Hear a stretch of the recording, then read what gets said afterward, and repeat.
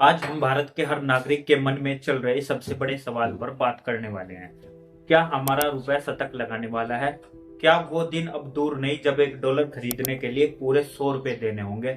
आज हम सिर्फ आज की बात नहीं करेंगे बल्कि समय के पहियों को पीछे घुमाएंगे और समझेंगे उस कहानी को जो 1944 में शुरू हुई थी और जानेंगे कि कैसे 1991 में भारत को अपना सोना गिरवी रखना पड़ा था।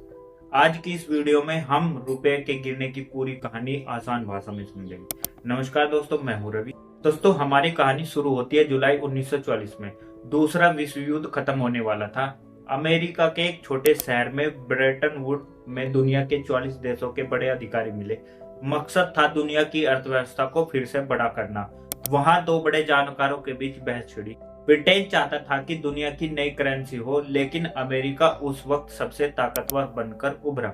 उसने डॉलर को दुनिया के केंद्र में रखने का प्रस्ताव दिया।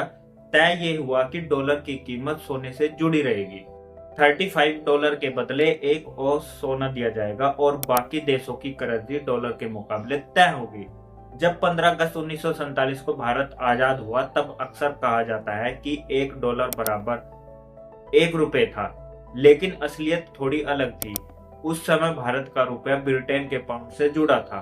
उस वक्त $1 की आधिकारिक कीमत करीब 3.30 रुपए थी। आजादी के बाद भारत ने कई मुश्किलें देखी। साल 1962 में चीन के साथ और 1965 में पाकिस्तान के साथ युद्ध हुआ। देश में भीषण सूखा पड़ा, अनाज की कमी तय हो गई। तब प्रधानमंत्री इंदिरा गांधी की सरकार ने एक बड़ा फैसला लिया। जून 1966 में रुपए की कीमत को जानबूझकर घटा दिया गया, जिसे अवमूल्यन कहते हैं। रुपए 4.46 से गिरकर 7.50 प्रति डॉलर पर आ गया। 1971 में अमेरिकी राष्ट्रपति रिचर्ड निक्सन ने दुनिया को चौंका दिया। उन्होंने यह कह दिया कि अब अमेरिका डॉलर के बदले सोना नहीं देगा। इसके बाद मुद्राओं की कीमत बाजार की मांग और सप्लाई के हिसाब से तय होने लगी। भारत ने भी 1975 में रुपए को पाउंड से अलग कर दिया और उसे दुनिया की कई बड़ी मुद्राओं में एक समूह से जोड़ दिया। दोस्तों, डॉलर इतना मजबूत क्यों हुआ, इस पर बात करते हैं। इसका राज पेट्रो डॉलर व्यवस्था में है। साल 1974 में अमेरिका और सऊदी अरब के बीच एक गुप्त समझौता हुआ। सऊदी अरब ने माना कि अपना सारा तेल सिर्फ और सिर्फ डॉलर में ही बेचेगा। बदले में अमेरिका ने उन्हें सुरक्षा और आधुनिक हथियार का वादा किया। अब सोचिए, जिस भी देश को तेल चाहिए था उसे पहले डॉलर जुटाना पड़ा। इसी वजह से डॉलर पूरी दुनिया की सबसे जरूरी करेंसी बन गई। भारत जैसे देशों को आज भी तेल खरीदने के लिए बहुत ज्यादा डॉलर खर्च करने पड़ते हैं, जिससे रुपया कमजोर हो जाता है। भारतीय अर्थव्यवस्था के इतिहास का सबसे भावुक पल साल 1991 में आया। खाड़ी युद्ध की वजह से तेल महंगा हो गया था और भारत के पास विदेशी पैसा खत्म हो रहा था।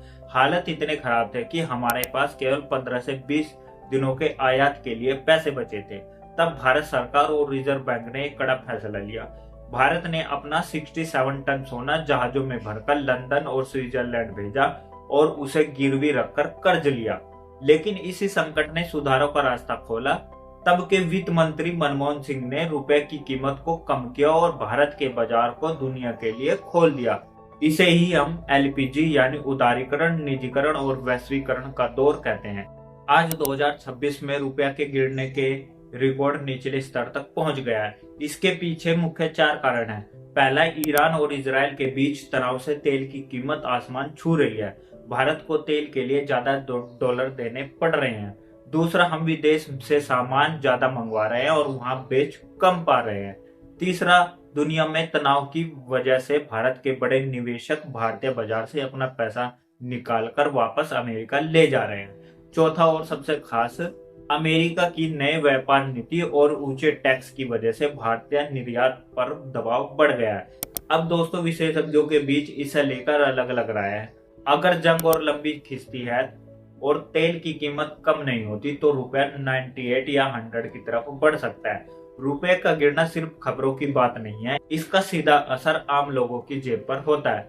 पेट्रोल डीजल महंगा हो जाता है, जिससे माल ढुलाई का खर्च बढ़ता है और हर चीज जैसे सब्जी अनाज महंगी हो जाती है। जो छात्र बाहर पढ़ रहे हैं उनकी फीस और रहने का खर्च अचानक बढ़ गया है।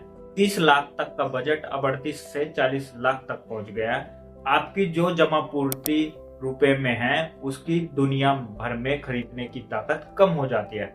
मोबाइल या लैपटॉप जैसे इलेक्ट्रॉनिक सामान महंगे हो जाते हैं। आईटी सेक्टर और निर्यात करने वाली कंपनियों को फायदा होता है क्योंकि उन्हें अपनी सेवाओं के बदले ज्यादा रुपए मिलते हैं। तो दोस्तों, रुपया कमजोर जरूर हुआ है, लेकिन भारत आज दुनिया की 5वीं सबसे बड़ी अर्थव्यवस्था है। भारत अब रुपए के अंतर्राष्ट्रीय स्तर पर काम कर रहा है ताकि हम कई देशों के साथ सीधा रुपए में व्यापार कर सके और डॉलर पर हमारी निर्भरता कम हो। आपको क्या लगता है, क्या रुपया 100 रुपए तक पहुंचेगा? कमेंट्स में अपनी राय जरूर दीजिए।